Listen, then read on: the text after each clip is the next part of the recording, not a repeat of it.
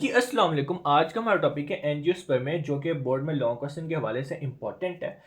Angiosperms जो हैं ये बेसिकली फ्लावर प्रोड्यूसिंग प्लांट्स होते हैं। इसके अलावा इनके पास फ्रूट्स होते हैं, इनके पास ओवरी होती है और इनकी जो स्पीशीज़ की तादाद है वो 2.5 लाख है।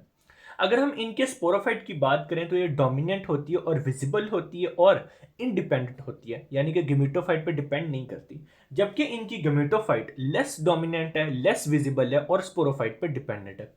पार्ट्स की बात करें तो इसमें रूट्स, स्टेम्स और फ्लोरल लीव्स आते हैं। ठीक है, रूट स्टेम्स के बारे में तो आप जानते हैं। फ्लोरल लीव्स आपके लिए नई चीज़ है। इस फ्लोरल लीव्स 6 होते हैं: sepal, petal, carpel, stamen, pedicel और थैलामस।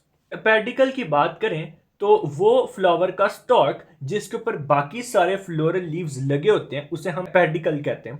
बेसिकली ये हमारे पेडिकल है जिसके ऊपर बाकी सारे फ्लोरल लीव्स मौजूद हैं।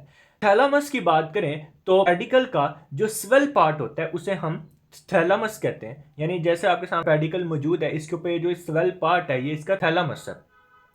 इसके बाद ये जो पे ग्रीन कलर के होते हैं ना लीव्स, इन्हें हम कहते हैं, ये बेसिकली सेपल हैं। और ऊपर जो होते हैं ना, मुझे क्योंकि सनफ्लावर पसंद है इसलिए मैंने येलो कलर किया हुआ है, कि आप रेड भी कर सकते थे। उन्हें हम पेटल कहते हैं। जबकि इनके दरमियान ये एक स्ट्रक्चर प्रेजेंट होता है जिसे बेसिक कार्पल कहा जाता है, और ये बना होता है स्टिग्मा, जो कि ओपनिंग है, स्टाइल और ओवरी से। इसके अलावा ये फिलामेंट्स होते हैं, ठीक है, जिन्हें बेसिकली स्टेमन कहा जाता है, और ये सारे मिलके फ्लोरल लीव्स कहलाते हैं। अगर हम एंजियोस्पर्म के प्लांट्स के इजेंशियल पार्ट्स की बात करें तो स्टेमन और जो कार्पल है ये बेसिकली इजेंशियल पार्ट्स हैं, क्योंकि ये रिप्रोडक्टिव पार्ट्स हैं। ठीक हो गया। जो कार्पल है वो फीमेल का रिप्रोडक्टिव ऑर्गन है, जबकि जो स्टेमन है वो मेल का रिप्रोडक्टिव ऑर्गन है। नॉन इजेंशियल पार्ट्स की बात करें तो सेपल और जो पेटल है ये बेसिकली नॉन इजेंशियल पार्ट्स हैं, क्योंकि ये रिप्रोडक्टिव स्ट्रक्चर नहीं होते। सेपल क्या करते हैं, जो कि ये नॉन इजेंशियल पार्ट्स हैं, ये क्या करते हैं कि ये सपोर्ट प्रोवाइड करते हैं सारे फ्लावर को। जबकि जो पेटल हैं ये अट्रैक्ट होते हैं इनके जरिए इंसेक्ट्स, किसके लिए? पोलिनेशन के लिए। अच्छा, अब हमने स्टेमन के बारे में बात की थी कि मेल का रिप्रोडक्टिव ऑर्गन है। ये किस चीज़ से बना होता है? ये बेसिकली फिलामेंट और एंथर से बना होता है। ये नीचे वाला फिलामेंट है, ऊपर वाला एंथर है, और जो ऊपर एंथर है उसके अंदर मेल के माइक्रोस्पोर्स मौजूद होते हैं। कार्पल की बात करें तो इसके पास स्टिग्मा है, स्टाइल है, ओवरी है, ये आपके सामने मौजूद है। ओपनिंग स्टिग्मा है, नीचे ये वाली जो है ये स्टाइल है, और जो ब्रॉड स्ट्रक्चर है ये बेसिकली ओवरी है। ओवरी के अंदर ओव्यूल प्रेजेंट होता है। डबल फर्टिलाइजेशन का प्रोसेस एंजियोस्पर्म में आता है, और आपने बुक में और कहीं नहीं पढ़ा होगा। होता क्या है डबल फर्टिलाइजेशन में, कि 2 फर्टिलाइजेशन के प्रोसेस होते हैं। सबसे पहले तो हमें पता है एग है फीमेल का, वो पोलन ग्रेन से मिलता है और जाइगोट बनाता है। लेकिन इनके अंदर, इनके ओवरी के अंदर एक पोलर न्यूक्लियस भी प्रेजेंट होता है जो बेसिकली डिप्लॉयड होता है। वो एक और पोलन ग्रेन यानी कि एक और स्पर्म से, मेल स्पर्म से मिलके एंडोस्पर्म टिश्यू बनाता है, जो कि 3N है।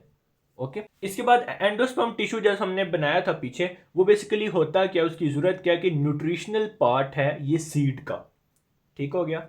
फ्रूट की बात करें तो ओवरी जो होती है ना, जब फर्टिलाइजेशन हो जाती है, ये डबल फर्टिलाइजेशन, तो ये चेंज हो जाती है फ्रूट में।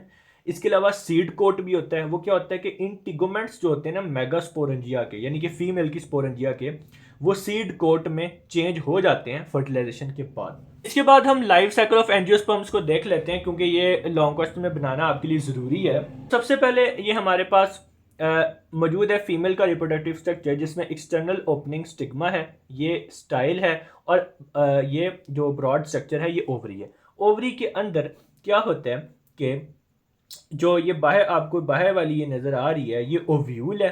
ठीक हो गया। ओव्यूल के अंदर ये जो आपको नज़र आ रहा है ये एम्ब्रियो सैक है। एम्ब्रियो सैक के अंदर जो ऊपर वाले 3 सेल्स हैं उन्हें बेसिकली एंटीपोडल सेल्स कहा जाता है। दरमियान वाले ये जो 2 सेल्स हैं ये पोलर न्यूक्लियाई है, जबकि जो 3 नीचे सेल्स मौजूद हैं इनमें से साइड वाले 2 सेनेजेड सेल्स हैं, जबकि दरमियान वाला एग है। ये तो फीमेल की बात कर ली।